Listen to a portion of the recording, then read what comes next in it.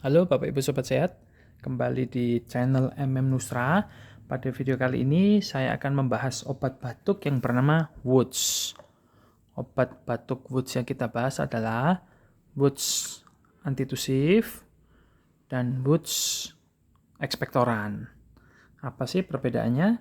Kita akan coba bahas satu persatu. Woods antitusif berisi dua komponen, yaitu dextromethorphan dan diphenhydramine. Dextromethorphan itu berfungsi sebagai antitusif atau penekan batuk. Diphenhydramine itu berfungsi sebagai antihistamin atau anti alergi. Woods antitusif ini bisa dikonsumsi untuk anak-anak mulai 6 tahun ke atas ya Bapak Ibu, hingga usia dewasa. Untuk anak-anak di bawah 6 tahun sebaiknya tidak mengkonsumsi obat ini ya Bapak Ibu. Untuk obat yang kedua, Woods ekspektoran untuk batuk berdahak. Komposisinya adalah bromhexin dan guaifenesin.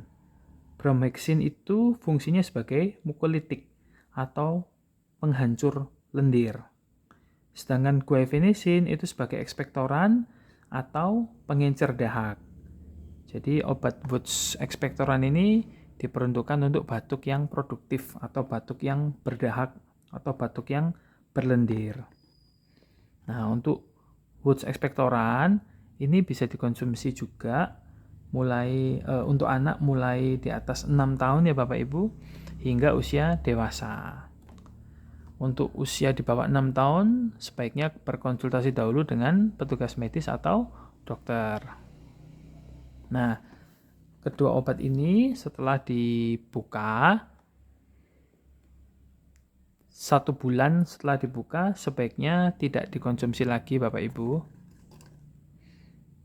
Jadi setelah 1 bulan, bila memang masih ada, sebaiknya dibuang saja. Nah, yang perlu jadi perhatian kedua adalah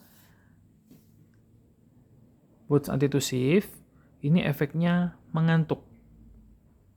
Jadi waspada setelah konsumsi obat Woods antitusif, sebaiknya tidak mengendarai kendaraan bermotor.